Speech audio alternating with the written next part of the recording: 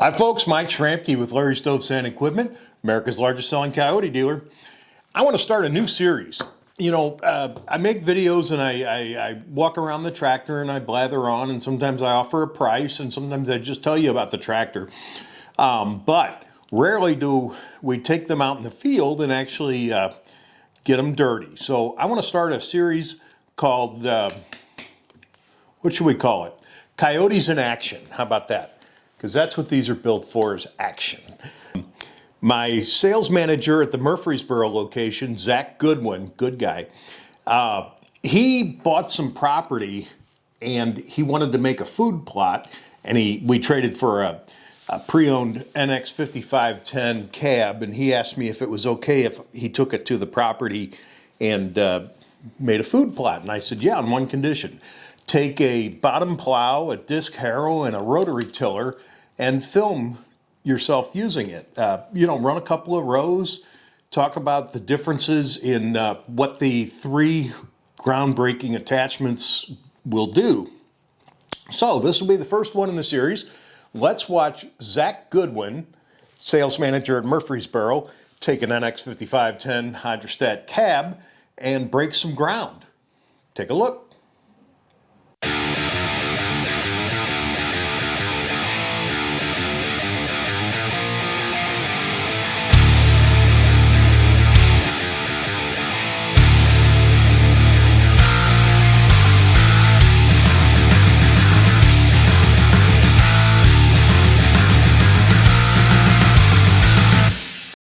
Hi folks, this is Zach with Larry Stove Sand Equipment, America's largest selling coyote dealer. Today we're going to be working on how to make a food plot. I've got some land out here in Tennessee, and I'm going to be starting a food plot today. And I'm going to show you 3 different ways to work on that food plot, and you can pick which way would be easiest for you. We're going to first start with a double moldboard plow.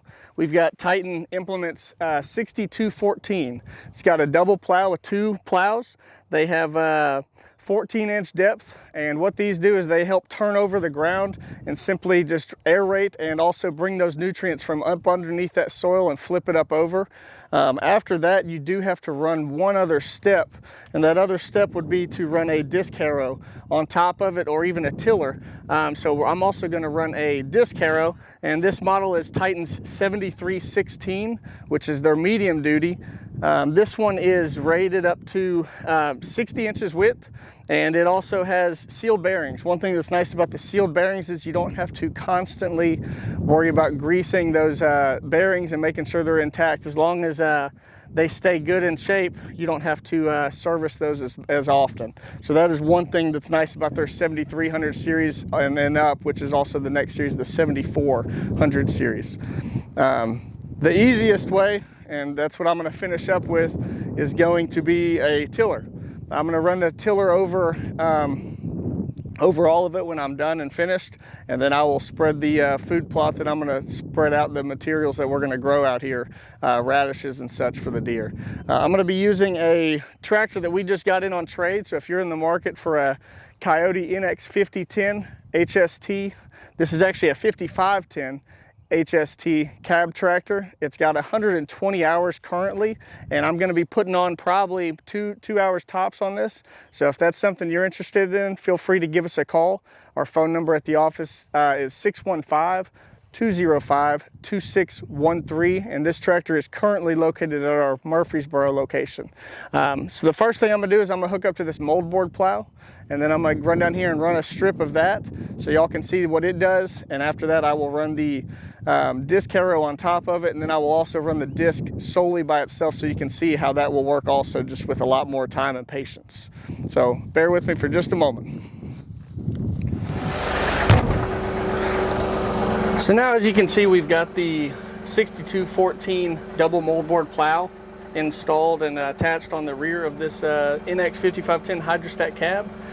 This tractor is 55 horsepower at the engine and 43.1 at the PTO, so it should do plenty to be able to pull this double plow. We're going to run about a 20 by 60 food plot down here. It's right at the edge of the creek, and also the runoff that we have coming off these hills here in Tennessee. So I'm going to go ahead and drop this down and let you see how this double moldboard plow works. One thing I did not mention yet is this tractor does have draft control. So for ground engaging implements such as box scrapers, land levelers, moldboard plows, disc harrows, and tillers not so much, but they do also work with tillers. They are fabulous for keeping that implement down and keep it working for you in the ground. So that's one thing I may use here depending on how this old farmland works up for me. So I'm going to run it in low.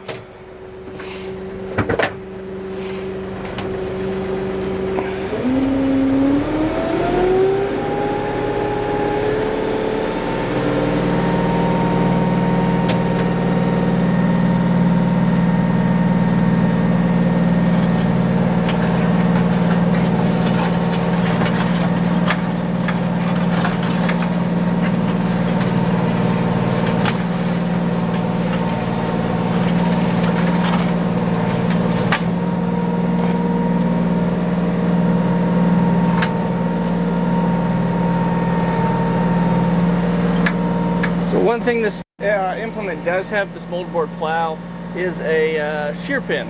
So this shear bolt is made just like in your rotary cutters. It is made to shear. So this old farmland that I'm tilling up right now with this moldboard plow, it does appear that there's some rocks up underneath, some bricks and such. So that is what just sheared on that. So I'm going to turn this off and we'll get going on the next implement on the disc harrow here in just a moment. Alright, so now we have the 7316, the 60-inch disc harrow attached to the back of the cab tractor, and we are going to first start off by running over the section that we plowed with that double moldboard plow, and that way you can see kind of the dual effect that these both have when you work them together.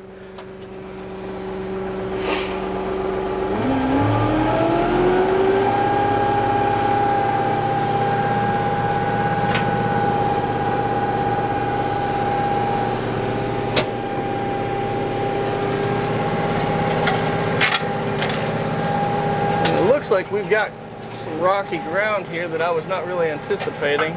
Typically it's rocky everywhere here, but this old farmland, we planted a bunch of trees last weekend and didn't hit many rocks at all when we dug about 40 holes. So I went through that area. What I'm going to do is I'm going to back up and I'm going to run over it again. That way you can kind of see how it breaks up just that flipped over section of dirt there. Now I'm working this in low range and four-wheel drive. Anytime you're in ground engaging, it's always recommended that you start in low, and four-wheel drive is always helpful. It helps you keep that traction as you continue to work the ground up.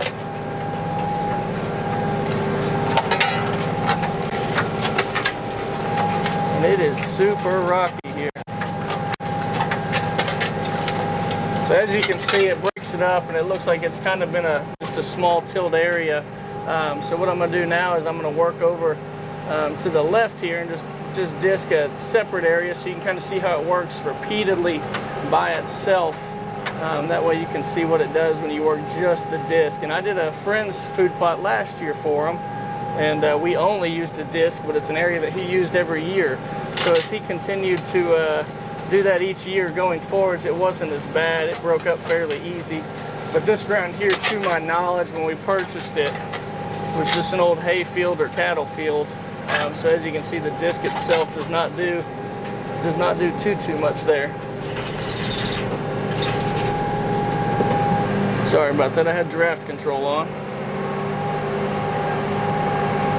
So as you can see, the disc, it kind of put perforations in the ground, almost like the perforated paper. It put those edges in there, but it never really broke it up because this ground's been here, like I said, for quite a while. But as you can see, the second pass, starting to till it up and break it up a little bit more, but it's still not really getting it. So as you can see, this would take you quite a few passes just to get this area if you only used a disc. But if you use that moldboard plow, just make sure that you have some extra shear pins, and the opposite of what I did, which I did not prepare for that, but they do have shear pins on those to protect those blades on that.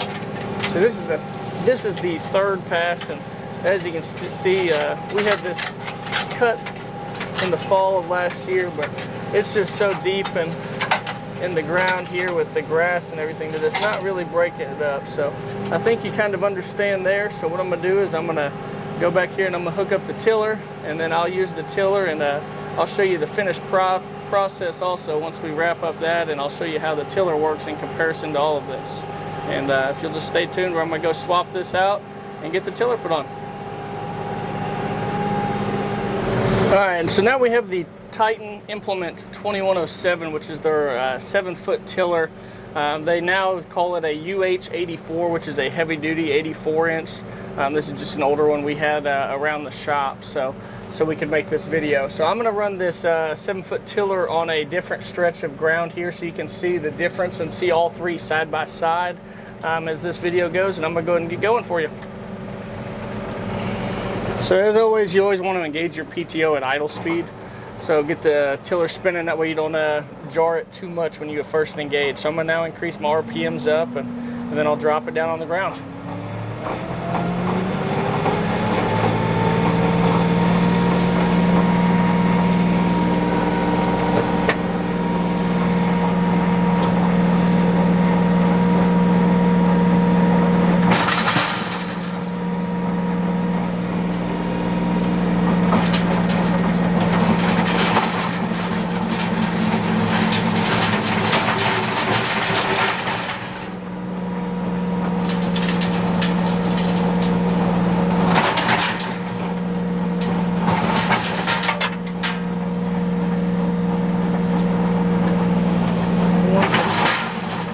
Again, this is super rocky, so I'm going to go slower than normal and just try and inch in the ground until I can find a sweet spot on this without tearing up too much ground here.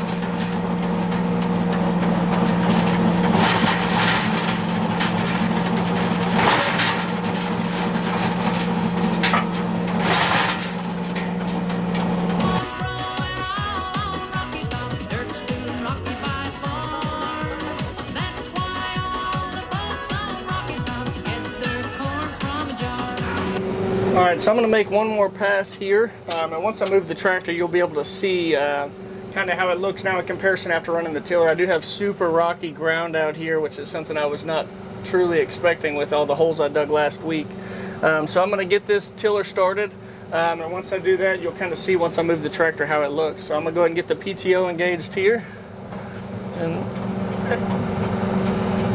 So I got it going at low RPMs at idle, and I'm going to start increasing those RPMs now.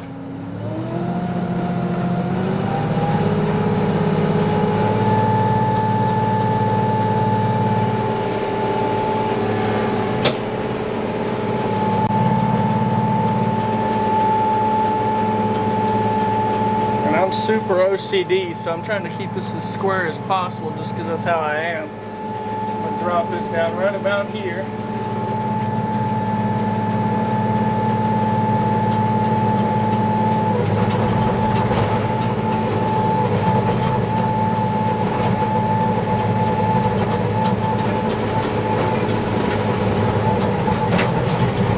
There goes some more rocks.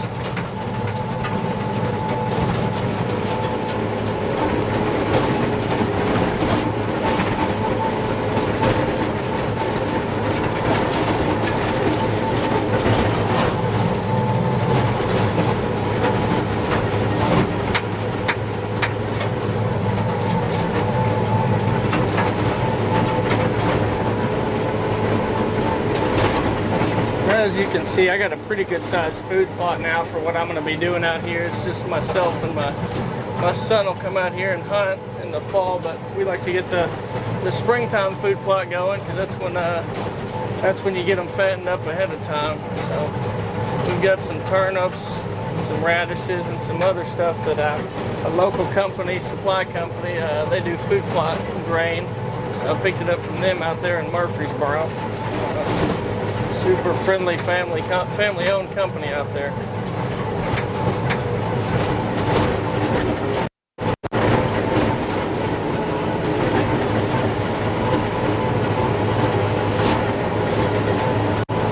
So as you can see, the moldboard plow and the disc work, but the tiller does make a lot quicker work of it and a lot better with just simply one pass. I mean, you don't have to make multiple trips or passes to cover ground.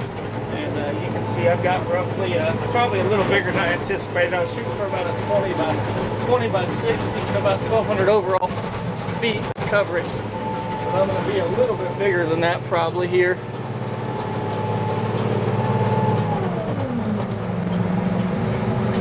So one thing I just did there was I raised the tiller all the way up, and when you do that you put a lot of torque and angle on your PTO shaft. So when you do that, you want to come about even where your PTO looks like it's about flat, but your implement's off the ground. And then I turn the RPMs down, let the PTO slow down and the tiller slow down, and then I'll turn off that PTO switch, and that way I'm back to go. And then I can lift up my implement all the way to clear for transport. So as you can see here, I'm going to head back over to the camera, give you an overview of everything, but you'll be able to see here in just a minute that it actually tilted up really well, even with as rocky as it was. And that's why I always recommend, if you have any rocky ground, definitely a good PTO that has a slip clutch, just because if you don't, you'll hit a shear pin with one of those rocks like I did with that moldboard plow, and it'll be done almost instantly. So the tillers that Titan Implement puts out are phenomenal. I think you'll thoroughly enjoy one of those, and also their moldboard plows and disc harrows are great as well. I've used them all, and I wouldn't pick any other brand to use. Again, thank you for taking the time to watch this video, and I hope you learned a little bit something about making a food plot and using those three implements: the moldboard plow, the disc harrow, and the tiller. So if you have any questions, feel free to give us a shout. Our phone number for Murfreesboro and Pleasant View, Tennessee at Larry Stove Sand Equipment is 615-205-2613. Thanks for watching, and we'll catch you at our next video. That was fun. If I want to continue making some of these. If you have any implements you'd like to see in action, put them in the comments section. Give me some ideas for some future videos. Coyotes in action. We could do backhoe. We can do different mowing devices. Let's make a series out of this. Leave some comments, and if you don't mind, subscribe. I won't hit you with a bunch of videos. I'm lucky to do one every other week, and you know, it'd be fun. Every time someone subscribes, it moves me slightly up the ladder of YouTube's secret handshake way of getting your videos out there. It helps me, and hopefully they're kind of fun. Some of them maybe aren't fun, but hopefully you like this. Thank you. My name's Mike Schramke with Larry Stove Sand Equipment, America's largest selling coyote dealer. Thanks for watching.